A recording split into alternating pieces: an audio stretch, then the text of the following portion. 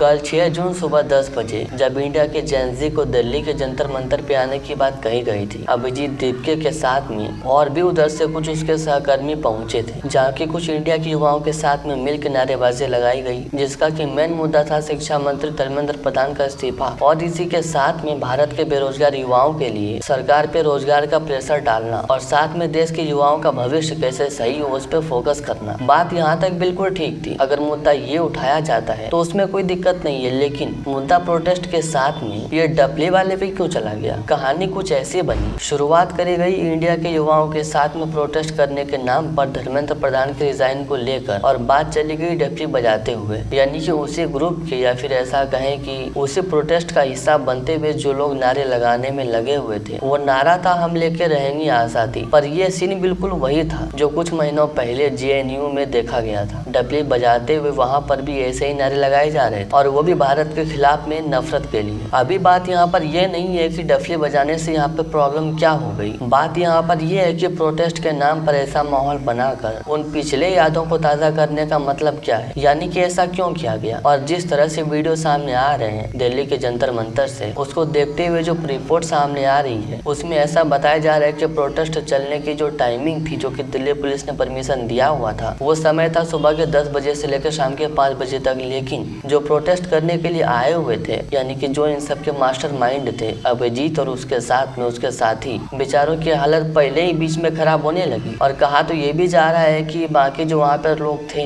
आए हुए थे इसका साथ देने के लिए, वो बेचारे कड़ी धूप में प्रोटेस्ट करने में लगे हुए थे। लेकिन जिसने इन सब की शुरुआत करी तब से भारी थकान उनको ही हुई और सबसे पहले निकलने की कोशिश भी वही लोग कर रहे थे। यानी कि साथ देने के लिए अगर इस तरह के लोग ग्राउंड पे उतरेंगे तो युवाओं का कौन सा प्रोटेस्ट सफल हो पाएगा? ये सफल कम और सफल ज्यादा लग रहा है। पर वैसे भी जिस तरह से CJP वालों ने दावा किया था कि उनके 22 मिलियन फॉलोवर हैं और वो भी सारे इंडिया के ही हैं, तो अगर ऐसा है और मान लो कि 22 में से अगर 15 मिलियन भी हैं, वही सही है, तो ये सारे लोग कहाँ गए ना? मतलब दिल्ली के जंतर मंतर में उस हिसाब से तो मतलब की भरमार भीड़ लगनी चाहिए थी। और चलो कुछ ही लोग आए, उससे कोई दिक्कत नहीं है, लेकिन मुद्दा था पेपर लीक को लेके, शिक्षा मंत्री धर्मेंद्र प्रधान के रिजाइन को लेके। और धीरे धीरे जब ये मामला आगे बढ़ा तो ये डफली वाले पे निकल लिया और नारे क्या लगाने लगे, हमें आजादी चाहिए। अरे बॉस, अगर आजादी नहीं मिली होती ना तो प्रोटेस्ट कर भी ना पाते। ये बात अलग है कि प्रोटेस्ट में जो लोग प्रोटेस्ट करने के लिए आए हुए थे इनका साथ ठीक से नहीं दे पा रहे थे। वैसे गलती उनकी भी नहीं है, क्योंकि जो प्रोटेस्ट करने आए थे शुरुआत की, यानी कि जिसने इन सब की शुरुआत की, जिसने प्रोटेस्ट को शुरू करवाया, जब वो बेचारे ही थक हार के बैठ गए तो फिर आगे की कहानी कैसे बनेगी आप समझ ही सकते हैं। और जब इस टाइप के थके हारे युवा प्रोटेस्ट करवाने पे आएंगे तो यही होगा। अरे बॉस, इससे तो अच्छा कम से कम इंडिया के ही युवा हैं, वो कम से कम कड़ी धूप में साथ तो देने के लिए आए थे। वैसे एक बात ये तो माननी पड़ेगी कि 22 मिलियन फॉलोवर इनके हैं, लेकिन प्रोटेस्ट के टाइम पे शायद 220 लोग ही पहुंचे थे, बाकी का 0 तो हटा ही दो। और ये भी वही लोग थे जिनको कि मतलब खुद ही ये बात नहीं पता था कि वो लोग वहाँ पे क्यों आए। अभी ऐसी बात नहीं है कि मतलब सारे बेवकूफ़ी थे, कुछ लोग ऐसे थे जिनको कि सच में रिजाइन करवाना था धर्मेंद्र प्रधान शिक्षा मंत्री का, उनको सच में रिजाइन चाहिए था। वैसे उनका पॉइंट गलत भी नहीं है। इंडिया में जिस तरह से पेपर लीक का मामला चल रहा है ना, वो अपनी जगह पे सही है, लेकिन बात अंतिम में वही है, आपको प्रोटेस्ट करना है आप करो, लेकिन जो सच में इंडिया के युवा हैं आप लोग आपस में मिल के करो। ये जो बाहर के लोग आके जो कि मतलब कि ऑलरेडी पहले से ही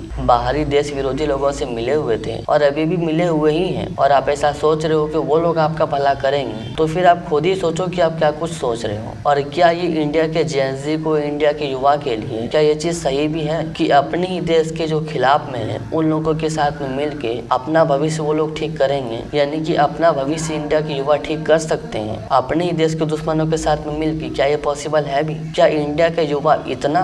बाकी आप समझ सकते हो।